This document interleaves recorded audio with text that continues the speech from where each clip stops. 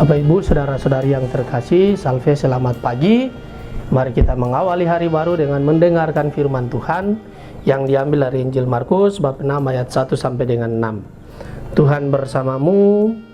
Inilah Injil suci menurut Santo Markus. Pada suatu ketika Yesus tiba kembali di tempat asalnya, sedang murid-muridnya mengikuti dia. Pada hari Sabat, Yesus mulai mengajar di rumah ibadat dan jemaat yang besar takjub ketika mendengar dia. Mereka berkata, dari mana diperolehnya semua itu? Hikmat apa pulakah yang diberikan kepadanya dan mujizat-mujizat yang demikian? Bagaimanakah dapat diadakan oleh tangannya? Bukankah ia ini tukang kayu anak Maria? Bukankah ia saudara Yakobus, Yoses, Yudas, dan Simon? Dan bukankah saudara-saudaranya yang perempuan ada bersama kita? Lalu mereka kecewa dan menolak dia.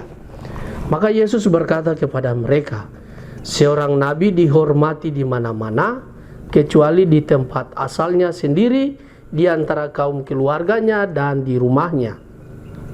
Maka Yesus tidak mengadakan satu mujizat pun di sana, kecuali menyembuhkan beberapa orang sakit dengan meletakkan tangannya di atas mereka. Ia merasa heran atas ketidakpercayaan mereka. Lalu Yesus berjalan keliling dari desa ke desa sambil mengajar.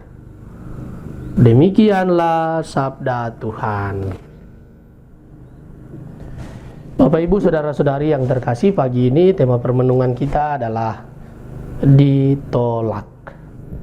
Injil hari ini mengisahkan bahwa Yesus pun ditolak oleh para pendengarnya karena dia anak Yusuf dan tukang kayu. Penolakan ini membuat Yesus tidak dapat melakukan mujizat apapun di Nazaret. Namun melalui peristiwa ini Yesus mengajar kita bahwa meskipun satu saat kita ditolak, kita tetap harus melakukan perbuatan-perbuatan baik yang dikehendaki oleh Allah sendiri. Kita tidak dapat memaksa orang untuk menerima kita dan kita mesti bersikap sabar serta tetap menjalankan misi kenabian kita, apapun bentuknya.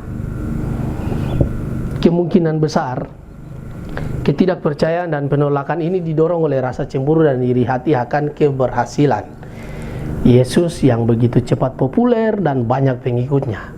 Yesus ditolak dan tidak dihargai sama sekali karena pertimbangan yang lahiriah, yakni status sosialnya. Hanya seorang anak tukang kayu dan dia sendiri pun juga cuma tukang kayu. Akibat dari penolakan itu, Yesus tidak bisa membuat mujizat di sana, kecuali menyembuhkan beberapa orang sakit. Sebenarnya, pihak yang paling rugi adalah mereka yang menolaknya. Akibat penolakan itu, mereka tidak bisa mengalami kasih dan keselamatan yang diwartakan oleh Yesus. Padahal tawaran kasih, rahmat, keselamatan, dan mujizat Tuhan menuntut kerjasama dan keterbukaan hati dari manusia, sehingga semuanya sungguh-sungguh berbuah di dalam kehidupan manusia itu sendiri.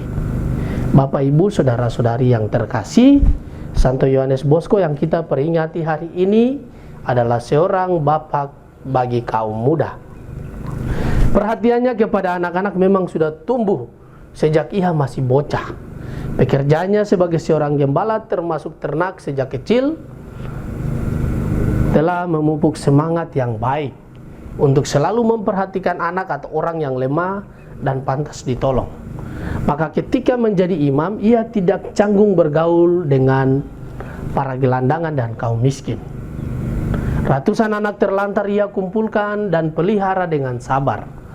Pastor Bosco dikenal sebagai seorang imam yang saleh, penuh disiplin dan rajin berdoa. Ia juga seorang bapak pengakuan yang baik bagi kaum muda. Bidang pendidikan dan rumah sakit menjadi titik berat perhatiannya. Ia juga dikenal sebagai perintis penerbit Katolik dan ia memang rajin menulis. Karena kekagumannya pada Santo Fransiskus de Sales, maka kelak ia dirikan kongregasi Salesian yang kini sudah tersebar di seluruh dunia. Untuk kaum putri ia juga mendirikan kongregasi Putri Maria Pembantu Orang Kristen. Tuhan memberkati kita sekalian. Marilah berdoa. Tuhan Bapa yang Maha Baik, terima kasih sudah menjaga kami saat tidur maupun bangun. Terima kasih untuk udara sejuk dan segar pagi ini. Bukalah mata hati kami, mampukan kami memandang kemurahan dan karya-Mu, serta memuji dan memuliakan-Mu melalui pekerjaan dan pelayanan kami sepanjang hari ini. Bimbinglah kami selalu untuk menyadari kesalahan kami dan bertobat, sehingga kami sungguh rendah hati, mau membuka hati dan siap menerima rahmat-Mu yang tinggal dalam hati kami. Kristus terang dunia, berkatilah keluarga kami, jadikanlah kami alat kasih-Mu dan pantaskanlah kami menjadi hamba-Mu yang setia. Amin. Tuhan bersamamu, berkatalah yang kudus tercurah atas kita semua, atas orang-orang yang kita doakan dan kita kasihi, juga atas aktivitas kita sepanjang hari ini, di dalam nama Bapa dan Putra dan Roh Kudus. Amin.